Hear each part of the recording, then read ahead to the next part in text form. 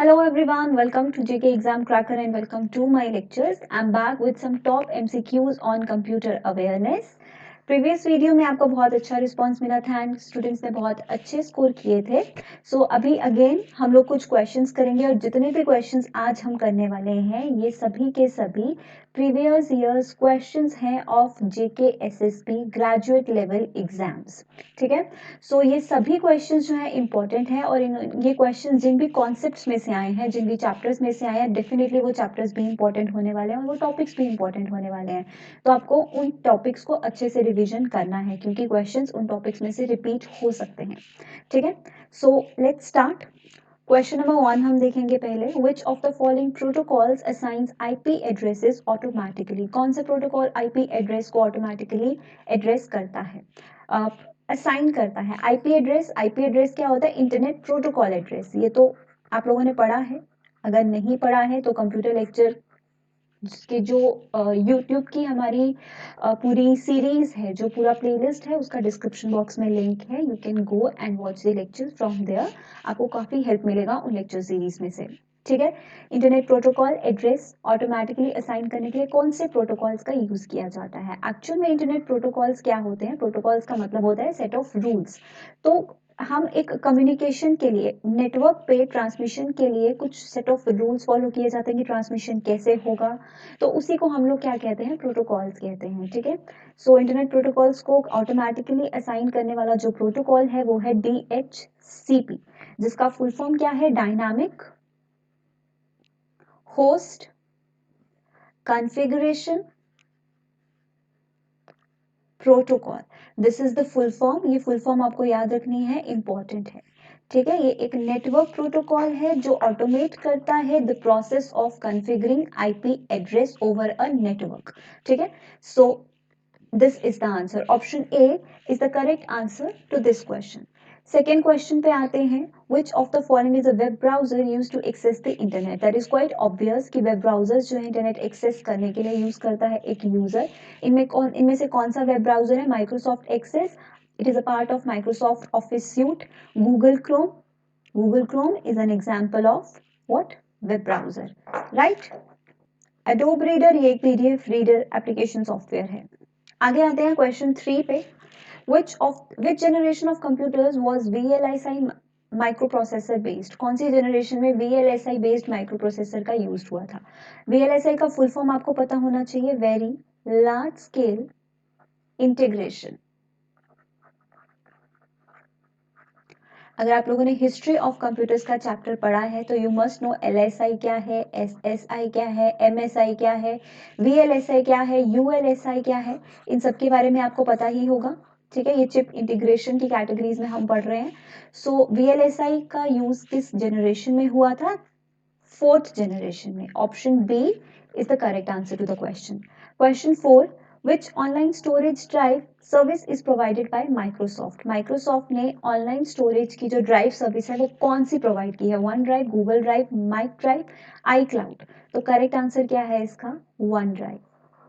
One drive is online drive service, online storage service जो किसने provide की है? माइक्रोसॉफ्ट ने. ये क्या है? ये एक पर्सनल स्टोरेज है to set up Microsoft account जहां पर आप अपने pictures, documents, files, anything you want to save online आप सेव कर सकते हैं. So one drive is the answer.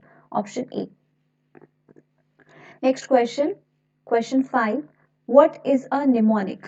Mnemonic क्या होता है? Abbreviation for operand address, abbreviation for data word, each word of a machine language, abbreviation for operation to be performed. तो mnemonic हम लोग किससे बोलते हैं?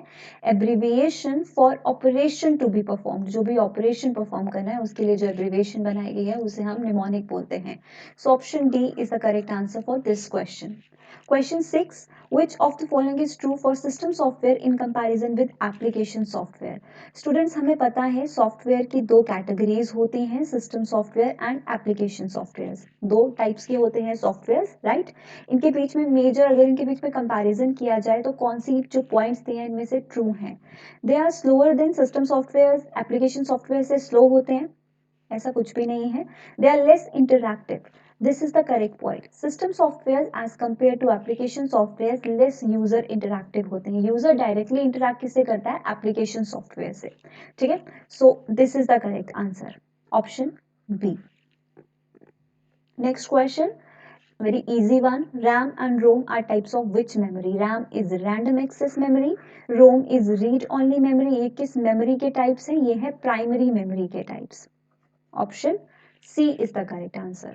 Next one, what is the speed of PCI bus on most of these systems? Most of the systems में PCI bus का क्या speed होता है? इससे पहले तो आपको ये पता होना चाहिए PCI bus है क्या। PCI का full form क्या होता है? ये आपको पता होना चाहिए। It is peripheral component interconnect. This is the full form of PCI, peripheral component interconnect. ये बस का काम क्या है? ये बस जो है डिफरेंट पेरिफेरल डिवाइसेस, जो डिफरेंट पेरिफेरल्स हार्डवेयर हम कह सकते हैं इनपुट आउटपुट डिवाइसेस जो आपके सिस्टम के साथ कनेक्टेड हैं, उनके बीच में एक नेटवर्क मेंटेन करने के लिए, कम्युनिकेशन करने के लिए जो बस यूज होती है उसे हम लोग कहते हैं PCI bus. Maintains a network communication between peripheral devices. So इसका speed generally most of the systems में क्या होता है? 33 megahertz. Option C is the correct answer for question. Next question, the wheel on the mouse is use to, हमें सभी जानते हैं कि माउस में जो जनरली हम लोग माउस यूज करते हैं उसके सेंटर में एक व्हील होता है जो स्क्रीन पे स्क्रॉल अप स्क्रॉल डाउन करने के लिए हम लोग यूज करते हैं। उसे हम लोग क्या कहते हैं? जैसा उसका नाम है वही काम भी है, द नेम इज स्क्रोल। आम भाषा में तो हम इसे व्हील ऑफ द माउस कहते हैं, अदरवाइज इसे क्या कहा जाता है? स्क्रोल, जो स्क्रोलिंग पर्पस के लिए ही काम आता है। C is the correct answer for this question. Next question पे आते हैं, which of the following describes Coffman's mutual exclusion conditions that leads to deadlocks. So इसके लिए तो आपको पता होना चाहिए कि कॉफमैन्स म्यूचुअल एक्सक्लूजन क्या है, और यहाँ पर एक और टर्मिनोलॉजी हमने पढ़ी that is deadlock. So obviously आपको ये भी पता होना चाहिए कि डेडलॉक क्या होता है। पहले तो मैं आपको ये बता दूं कि ये जो क्वेश्चन है आपका, ये कौन से चैप्टर में से बिलोंग करता है? ऑपरेटिंग सिस्टम्स में से। ठीक है, ऑपरेटिंग सिस्टम्स में हम लोग पढ़ते हैं कि ऑपरेटिंग सिस्टम जब मैनेजमेंट करता है हमारे सिस्टम में प्रोसेसेस की, रिसोर्सेज की मैनेजमेंट करता है, तो उस वक्त डेडलॉक की कंडीशन अराइज होती है। ठीक है, सो हमें ये तो पता है, मैं आपको ये छोटा सा प्रोसेस समझा देती हूँ एक बार पूरी फंक्शनिंग। हमें ये तो पता है हमारा जो ऑपरेटिंग सिस्टम होता है, ऑपरेटिंग सिस्टम क्या है? एक सिस्टम सॉफ्टवेयर है। इसका एक बहुत इंपॉर्टेंट और बड़ा काम होता है दैट इज रिसोर्स मैनेजमेंट। बहुत इंपॉर्टेंट फंक्शन होता है ऑपरेटिंग सिस्टम का। क्या फंक्शन होता है? Resource management. अब ये रिसोर्स मैनेजमेंट है क्या और इसमें ऑपरेटिंग सिस्टम करता क्या है? सी हमारे, आपको पता है हम मल्टीटास्किंग करते हैं एक सिस्टम में। हम कभी भी लैपटॉप पे काम कर रहे हैं, पीसी पे काम कर रहे हैं, मल्टीटास्किंग करते हैं। दैट मीन्स मल्टीपल प्रोसेसेस एक टाइम पे हमारे सिस्टम में चल रहे हैं, मल्टी प्रोसेसिंग हो रही है। तो फॉर एग्जाम्पल हमारे सिस्टम में बहुत सारे प्रोसेसेस चल रहे हैं, process 1, process 2, process 3, multiple processes as in for example आपने एक जगह यूट्यूब चला रहे हैं, दूसरी जगह आप लोग एमएस वर्ड पे काम कर रहे हैं, तीसरी जगह आपने एक और सॉफ्टवेयर ओपन करके रखा है, पावर पॉइंट पे काम कर रहे हैं, फिर आपने एक और सॉफ्टवेयर ओपन करके रखा है, आपने कोई भी मल्टीमीडिया एप्लीकेशन ओपन रखी है, जैसे वीएलसी प्लेयर ओपन रखा है, वीडियो चल रहा है। सो ये हो गया मल्टीपल टास्क आपके सिस्टम पे चल रहे हैं, आपका सिस्टम मल्टी प्रोसेसिंग कर रहा है। अब जब मल्टीपल प्रोसेसेस चल रहे हैं तो इन सबको, हर एक प्रोसेस को कंप्लीट होने के लिए, ठीक है, हर एक प्रोसेस को कंप्लीट होने के लिए किसकी रिक्वायरमेंट होती है? रिसोर्सेज की। अब ये रिसोर्सेज क्या होते हैं? सबसे पहला क्वेश्चन तो ये है कि रिसोर्स मैनेजमेंट तो करता है, but what are the resources? तो रिसोर्सेज क्या होते हैं जो प्रोसेस को चाहिए होते हैं? वो होती है memory, computer memory, input output devices, CPU time. Right, एक प्रोसेस को कंप्लीट होने के लिए, होल्ड करने के लिए उसको कोई मेमोरी लोकेशन भी चाहिए, जगह भी चाहिए, इनपुट आउटपुट डिवाइसेस चाहिए उसको कम्युनिकेशन पर्पस के लिए, प्रोसेसिंग की कंप्लीट होने के लिए उसे सीपीयू भी चाहिए। ठीक है, सीपीयू ही एग्जीक्यूट करता है हर प्रोसेस को, हमारा प्रोसेसर एग्जीक्यूट करता है। तो ये होते हैं रिसोर्सेस जो एक प्रोसेस को कंप्लीट होने के लिए चाहिए। जब हम मल्टी प्रोसेसिंग करते हैं, हमारे पास रिसोर्सेज तो यही है। अब ये सारे प्रोसेसेस इन्हीं शेयर्ड रिसोर्सेज का यूज करेंगे। ठीक है, इन्हें हम क्या कहते हैं? Shared resources. इन्हीं शेयर्ड रिसोर्सेज का यूज करेंगे। तो कई बार क्या होता है, फॉर एग्जाम्पल प्रोसेस 1 ने कोई ऐसा रिसोर्स होल्ड करके रखा है जो प्रोसेस 2 को भी चाहिए। फॉर एग्जाम्पल प्रोसेस 1 ने होल्ड करके रखा है सीपीयू टाइम को, सीपीयू अभी प्रोसेस 1 को रन कर रहा है, तो ऑब्वियसली प्रोसेस 2 और प्रोसेस 3 को वेट करना पड़ेगा। अगर कोई और प्रोसेसेस होंगे उनको भी वेट करना पड़ेगा। ये कब होगा, जब हम शेयर्ड रिसोर्सेज यूज करते हैं। जब सभी प्रोसेसेस आपस में रिसोर्सेज को शेयर कर रहे हैं और मल्टी प्रोसेसिंग हो रही है, तो ऑब्वियसली जब एक प्रोसेस ने किसी रिसोर्स को होल्ड करके रखा है तो बाकी के प्रोसेसेस को वेट करना पड़ेगा।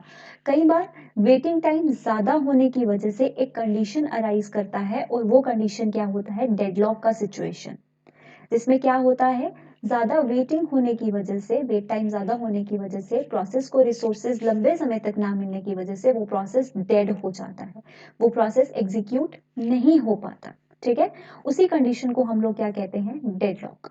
क्लियर हो गया।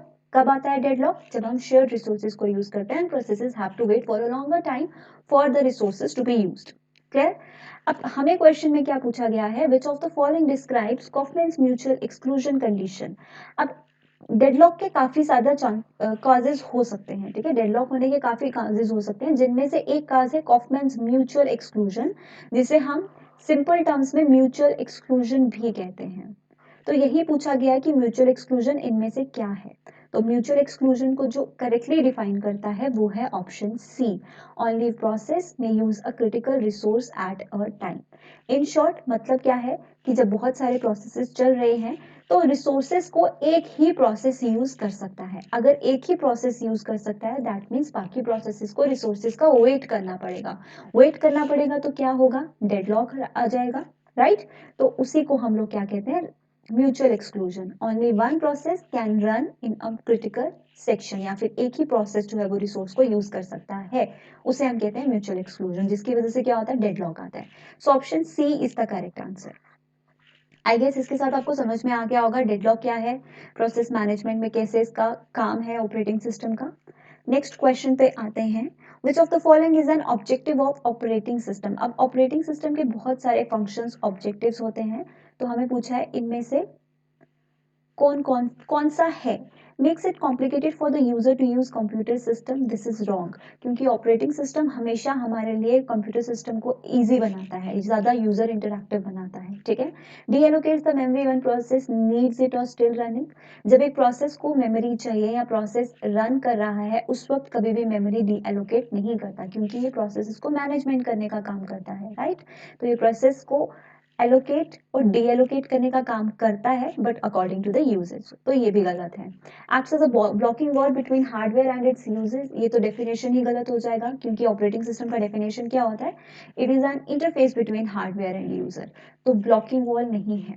Next one, to manage resources, this is the main function of operating system, सारे रिसोर्सेज को मैनेज करता है। और रिसोर्सेज क्या है ये मैं आपको बता चुकी हूँ, option D is the correct answer for this question.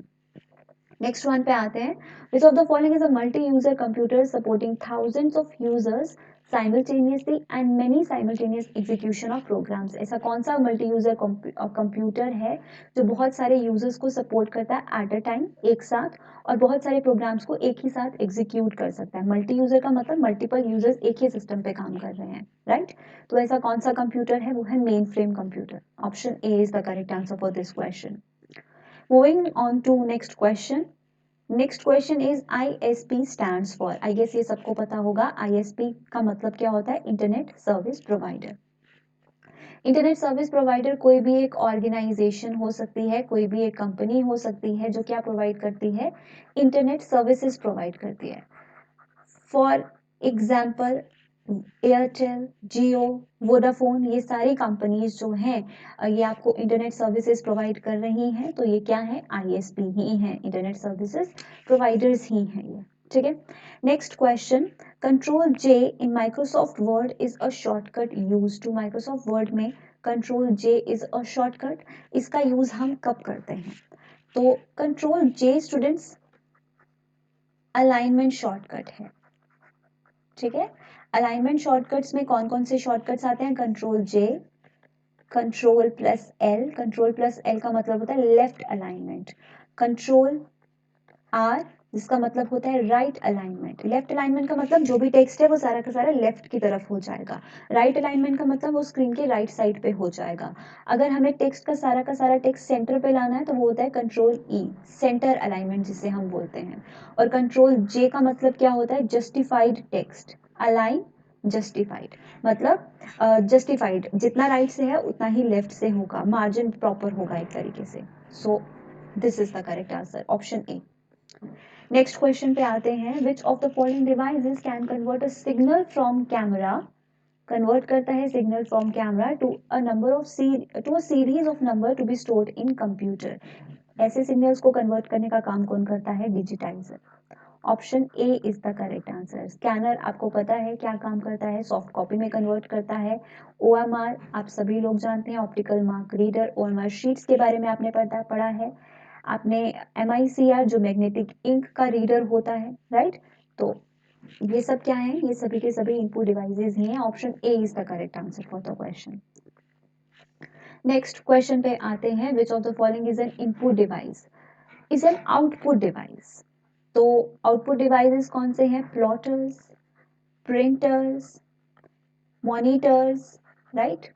ये क्या होते हैं, आउटपुट डिवाइसेस होते हैं। तो इनमें से graphic plotter is the correct answer. ये तीनों क्या है, इनपुट डिवाइसेस। कई बार ऐसा होता है हमसे पूछा जाता है मॉडेम जो एक नेटवर्किंग डिवाइस है, ये एक इनपुट डिवाइस है या आउटपुट डिवाइस है। तो it is an input device as well as output device. क्यों, क्योंकि ये सिग्नल्स को लेता है एज इनपुट, उसे कन्वर्ट करता है और फिर उसको आगे एज आउटपुट जो है वो ट्रांसफर करता है, right. Analogue to digital, digital to analogue signals को कन्वर्ट करने का काम करता है। तो ये इनपुट डिवाइस भी है या आउटपुट डिवाइस भी है, दोनों की तरह काम करता है। उसके बाद आते हैं नेक्स्ट क्वेश्चन पे, which of the following is the reason for process suspension instead of termination. हमारे पास दो टर्म्स यहाँ पर आई, process suspension and process termination.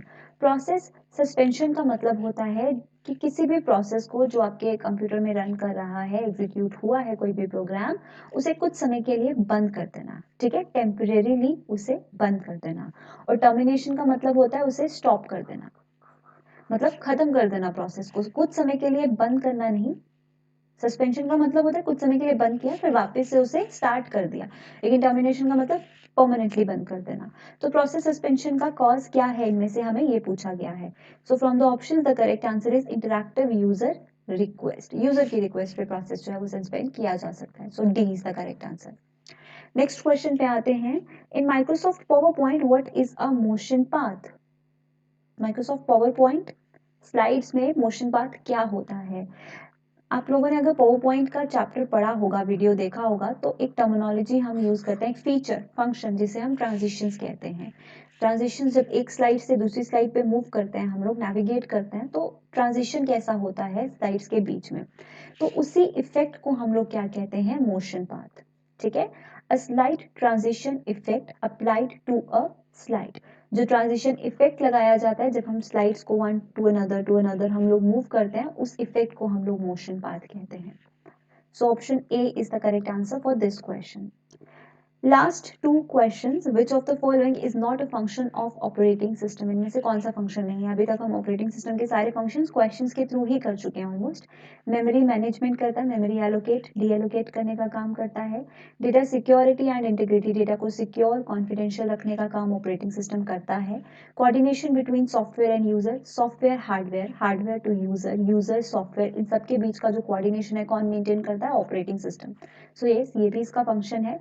Database management is not a function of operating system. तो करेक्ट आंसर हमारे पास क्या हुआ, फोर्थ वन। डेटाबेस मैनेजमेंट एक डेटाबेस मैनेजमेंट सिस्टम द्वारा किया जाता है। सो ऑपरेटिंग सिस्टम एक डेटाबेस मैनेजमेंट सिस्टम नहीं है, ठीक है। So fourth is the answer for this question.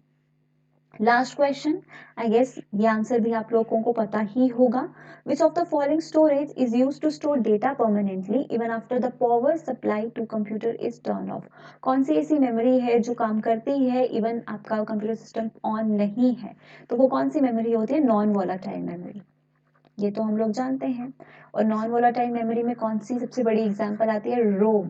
तो यहाँ पर देखा जाए तो DVD ROM is the correct answer, जो पावर ऑफ होने के बाद भी काम करती है, डेटा स्टोर रखती है। Otherwise registers, cache memory, RAM, हम इनकी बात करें तो ये सब टेम्परेरी मेमोरीज हैं। ये सिर्फ तब तक काम करती हैं जब तक आप अपने कंप्यूटर सिस्टम पे काम कर रहे हैं, ठीक है। तो ये करंटली जब आप वर्क कर रहे हैं उस वक्त यूज होती हैं। So correct answer is option 4। Okay, so with this हमारे क्वेश्चंस खत्म होते हैं students. I will come up with more MCQs, more previous years questions, and जल्दी ही आपके लिए मैं इंग्लिश के क्वेश्चंस भी लेके आऊंगी, सो दैट आप लोगों को समझ में आए आपके क्वेश्चंस का पैटर्न कैसा होने वाला है। ये वीडियो पसंद आया हो तो आप लोगों को लाइक ज़रूर करना है। आप लोगों का स्कोर क्या रहा इन क्वेश्चंस के साथ, कितने आपके करेक्ट हुए, ये भी आपको मुझे कॉमेंट करके बताना है। मैं हर किसी स्टूडेंट के मार्क्स ज़रूर रीड करती हूँ। Alright, so thank you so much. Don't forget to like the video, and if you are new to our channel को सब्सक्राइब जरूर कीजिएगा। Thank you so much.